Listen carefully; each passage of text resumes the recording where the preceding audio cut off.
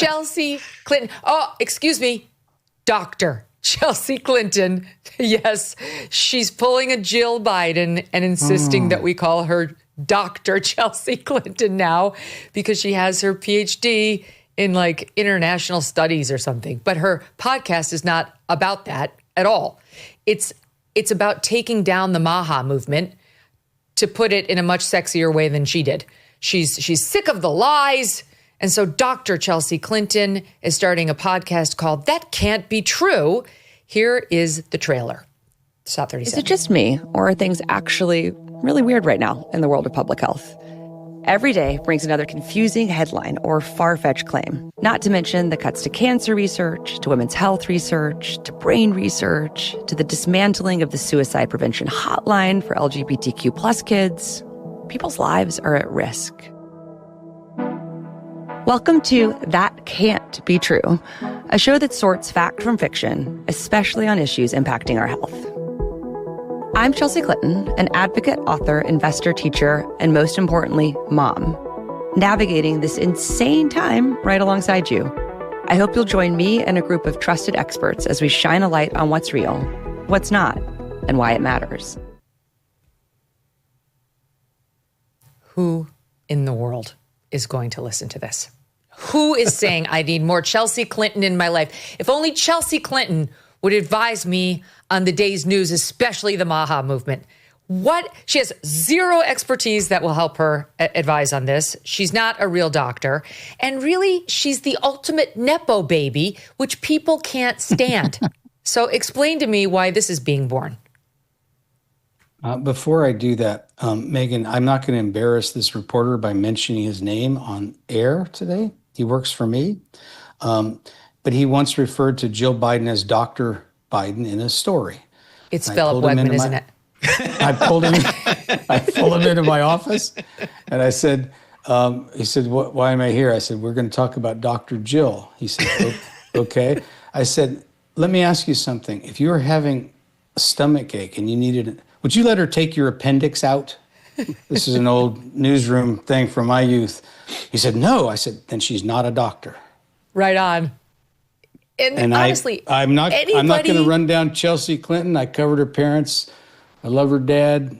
I knew her when she was 13, but she's not Dr. Chelsea. That's not happening in our pages if you're listening, Phil Wegman. I'm sorry. God bless you. I knew it was Phil. I knew it. I could tell. He's so respectful of everybody. It's what we love and hate about him. I do find this very annoying, and I do think Chelsea Clinton's time in the national spotlight has come and gone. She is one of the most annoying people on X. She's constantly defending the Clinton Foundation like it's, the squeaky clean organization her parents lied to us that it was. And she took over this whole graft. And we're supposed to look at her and pretend, Tom, like she's some sort of an authority. Why again? Why? Like she's basically Hunter Biden in a dress and without the drug addiction. Well, listen, the idea that she's going to use trusted experts to fact check information about all the, handle all the misinformation that's out there, particularly as it pertains to public health, is just, it's like she's swimming in the wrong direction, I think. And clearly, had she launched this podcast, 5 years ago, is there any question about what she would have said about masks and vaccines and shutting down schools for the benefit of those kids? And, it's just like, come on. I think this will appeal to a small section of the Democratic Party or people who are Violet Affleck fans or whatever. But beyond that, I just don't understand the appeal of this at all.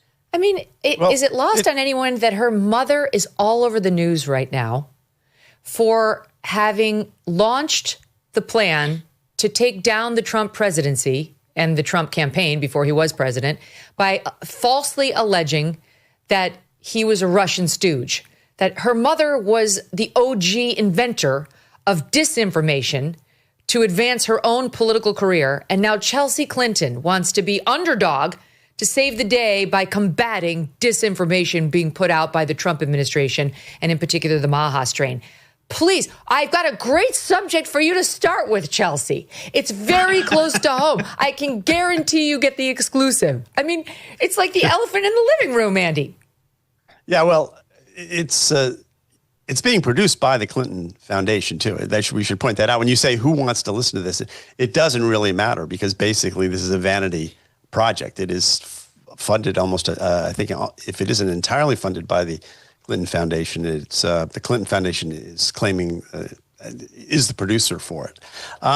Look, she has a master's degree from Columbia in public health. So just to give her some credence in this, to talk about this issue.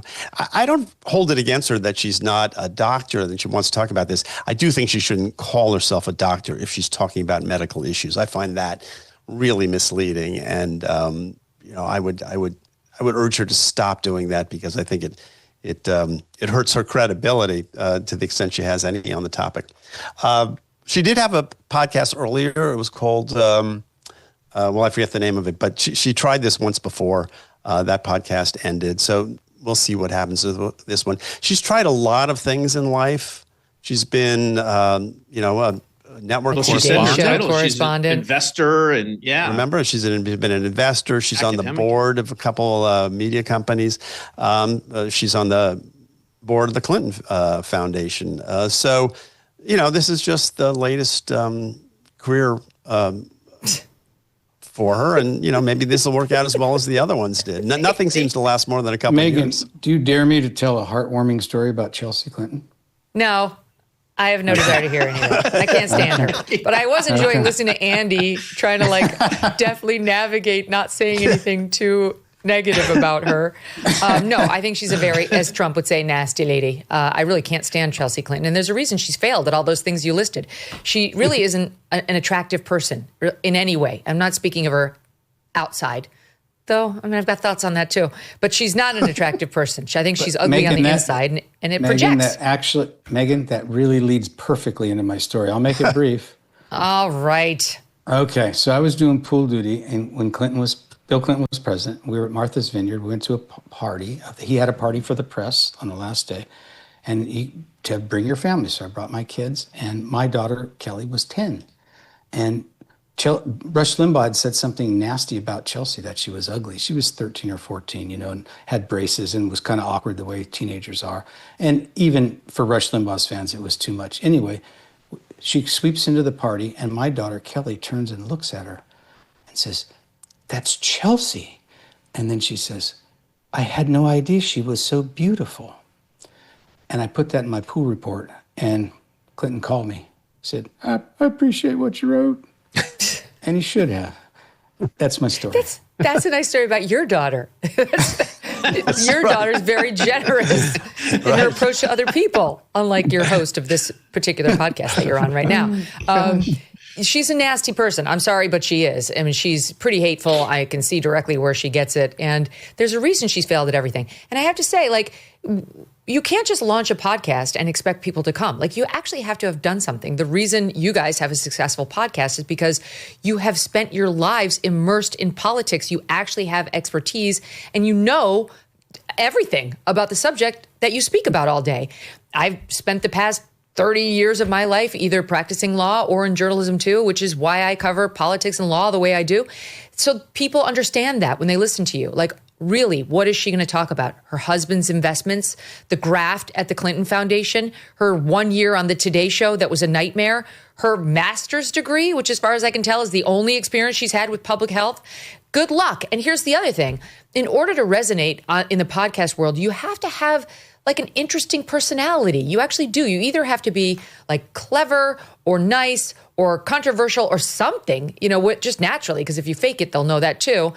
She's none of those things. She's a bore. She's a snobby, snotty, nasty bore. That's how I feel. And so it's not going to go well. Did you know gold is up around 40% this year? That's not speculation. That is reality. And if a portion of your savings is not diversified into gold, you're missing the boat. Here are the facts. Inflation, still too high.